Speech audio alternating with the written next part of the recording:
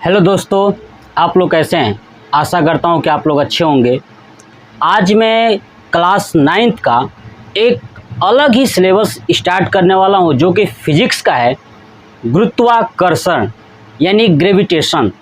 आज हम लोग यही समझेंगे कि गुरुत्वाकर्षण क्या होता है, गुरुत्वाकर्षण किसे कहते हैं, गुरुत्वाकर्षण के बारे में सबसे पहले किसने बताया था, पृथ्वी का द्रव्यमान कितना होता है, सूर्य का द्रव्यमान कितना होता है, चंद्रमा का द्रव्यमान कितना होता है और गुरुत्व बल क्या होता है।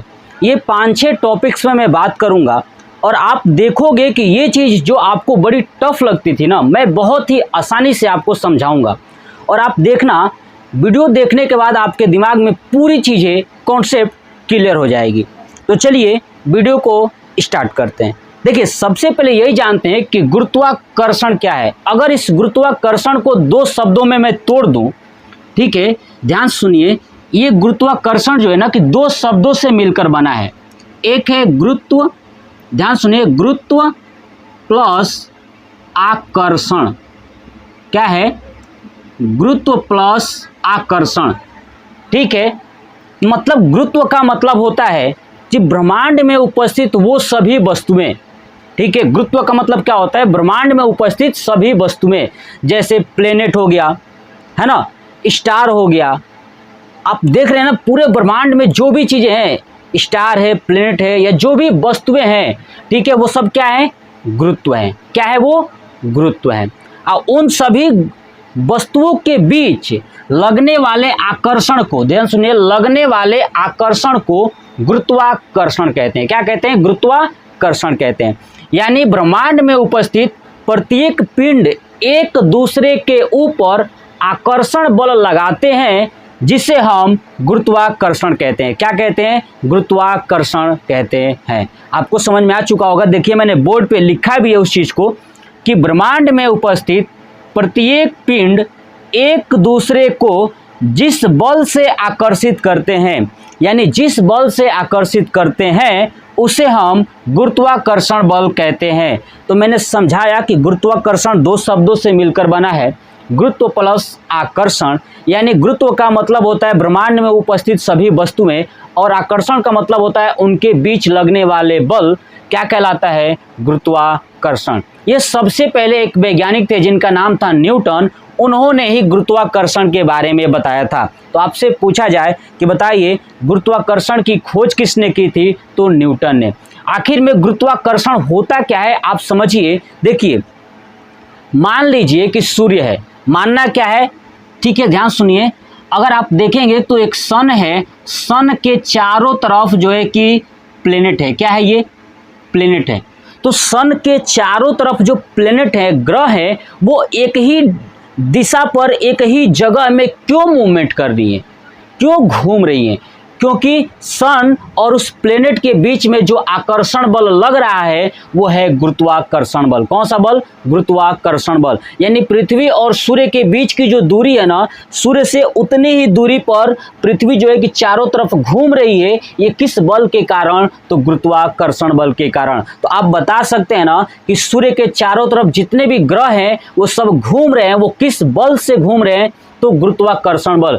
गुरुत्वाकर्षण बल क्या होता है कि ब्रह्मांड में उपस्थित सभी वस्तुओं के बीच लगने वाले आकर्षण बल को गुरुत्वाकर्षण बल कहते हैं। तो बताइए, ब्रह्मांड में पृथ्वी है कि नहीं? तो पृथ्वी और सूर्य के बीच में आकर्षण बल है, सूर्य और चंद्रमा के बीच में आकर्षण बल है, तभी तो चंद्रमा सूर्य के चारों तरफ घूमता है ना। तभी तो चंद्रमा जो है ना कि सूर्य के चारों तरफ घूमता है। ये किस बल के कारण? आकर्षण बल के कारण। और जब ब्रह्मांड में जितनी भी वस्तुएं, अगर उनके बीच आकर्षण बल लगता है, उसे हम गुरुत्वाकर्षण बल कहते हैं। सबसे पहले इसके बारे में न्यूटन ने बताया था कि गुरुत्वाकर्षण भी होता है। उन्होंने ये चीजें डिस्क्राइब किया था।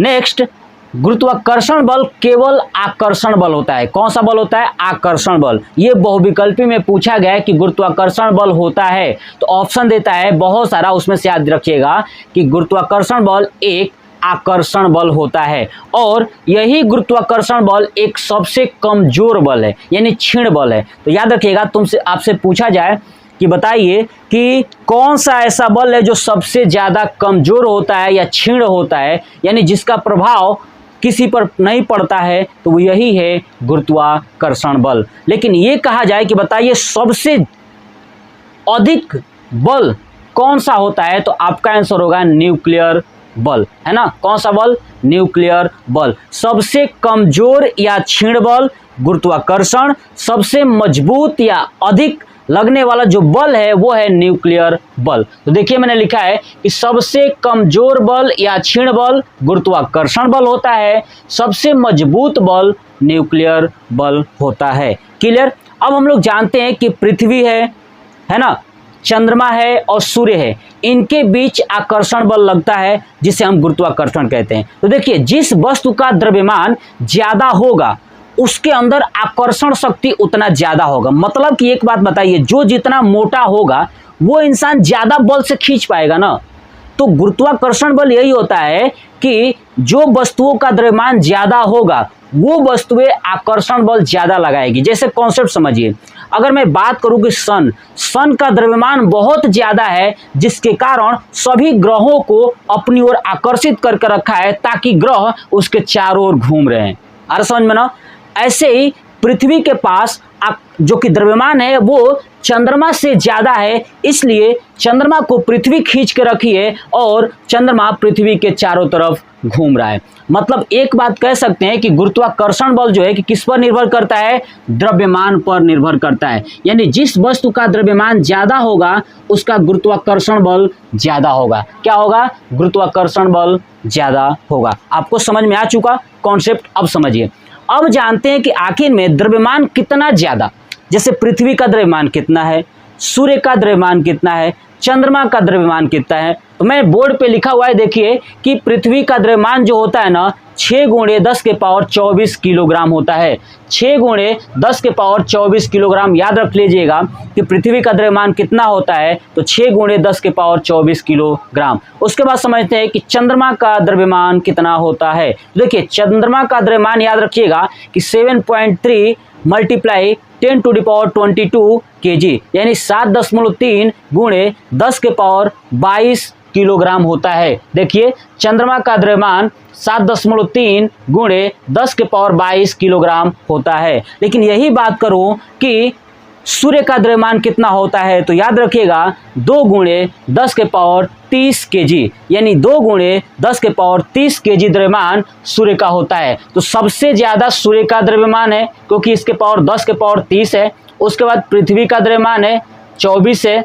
उसके बाद चंद्रमा का है 22। तो आपको समझ में आ गया कि सूर्य के चारों ओर चक्कर पृथ्वी लगाएगा और पृथ्वी के चारों ओर चक्कर चंद्रमा लगाएगा। क्यों? क्योंकि सूर्य में सबसे ज्यादा खींचने की शक्ति, आकर्षण शक्ति ज्यादा है, इसलिए पृथ्वी उसके चारों तरफ घूमता है और चंद्रमा भी उसके चारों तरफ घूमता है। क्लियर। और चंद्रमा पृथ्वी के भी चारों तरफ घूमता है। क्यों? क्योंकि पृथ्वी की आकर्षण शक्ति ज्यादा है। अगर यही चीज चंद्रमा के अंदर आकर्षण शक्ति ज्यादा होता तो पृथ्वी चंद्रमा का चक्कर लगाती, बट नहीं, पृथ्वी के अंदर जो है क्या है, आकर्षण शक्ति ज्यादा है, जिसके कारण चंद्रमा जो है कि चारों तरफ घूमती है। आ रहा समझ में? चलिए अब हम लोग समझते हैं कि गुरुत्व बल क्या होता है। गुरुत्व बल यानी फोर्स ऑफ ग्रेविटी क्या होता है। देखिए आपने सुना होगा कि देखिए मैं एक ये मार्कर है, मार्कर को अगर यहाँ से छोड़ूं, देखिए नीचे की तरफ आ रहा है, तो आपने देखा कि मार्कर नीचे की तरफ अगर आ रहा है तो नीचे कोई ना कोई ऐसा बल है जो इस वस्तु को खींच रहा है। अरे समझ ना, नीचे कोई ना कोई ऐसा बल है जो इस वस्तु को खींच रहा है। क्लियर। तो अब वही बल क्या कहलाएगा? गुरुत्व बल। क्या कहलाएगा? गुरुत्व बल कहलाता है। मतलब मैं एक बात कहूं कि पृथ्वी के द्वारा किसी वस्तु के ऊपर लगाया गया बल गुरुत्व बल कहलाता है, या गुरुत्व बल कहलाता है, या फोर्स ऑफ ग्रेविटी कहलाता है। यानी पृथ्वी के द्वारा लगाए गए किसी वस्तु के ऊपर जो बल होता है उसी बल को गुरुत्व बल कहते हैं या फोर्स ऑफ ग्रेविटी कहते हैं। आगे समझ में। अब सुनिए, अब आपसे कहा जाए कि बताइए क्या पृथ्वी और चंद्रमा के बीच में क्या यही बल लग रहा है? नहीं, बिल्कुल नहीं, ये आकर्षण बल है। क्योंकि आकर्षण बल होने के कारण क्या चंद्रमा पृथ्वी से आके चिपक जाता है?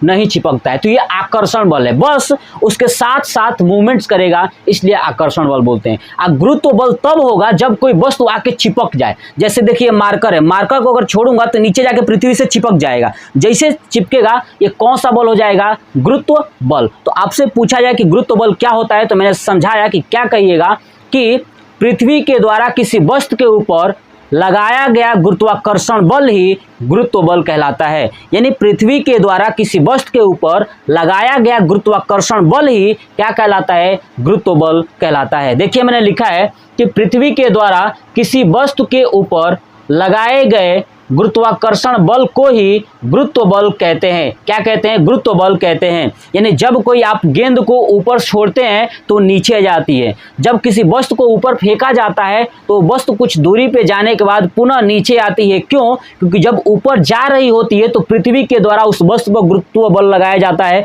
जिसके कारण इसकी गति धीरे धीरे ऊपर जाकर रुक जाती है और पुनः नीचे आ जाता है। ठीक है, तो ये था गुरुत्वाकर्षण। आपको ये गुरुत्वाकर्षण और गुरुत्व बल, पृथ्वी का द्रव्यमान, चंद्रमा का द्रव्यमान, सूर्य का द्रव्यमान या गुरुत्वाकर्षण की खोज किसने की, ये जानकारियाँ कैसा लगा कमेंट बॉक्स में कमेंट करिएगा, बताइएगा और अपने भाई को सपोर्ट करिए, ज़्यादा से ज़्यादा लोगों तक शेयर करिए ताकि वो ज़्यादा से ज़्यादा लोग पढ़ पाएँ और बहुत ही आसानी से हर एक कॉन्सेप्ट को समझ पाए।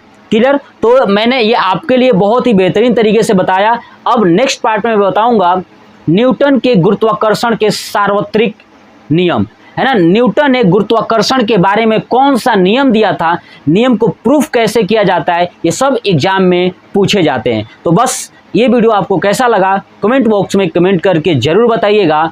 जय हिंद, जय भारत, वंदे मातरम।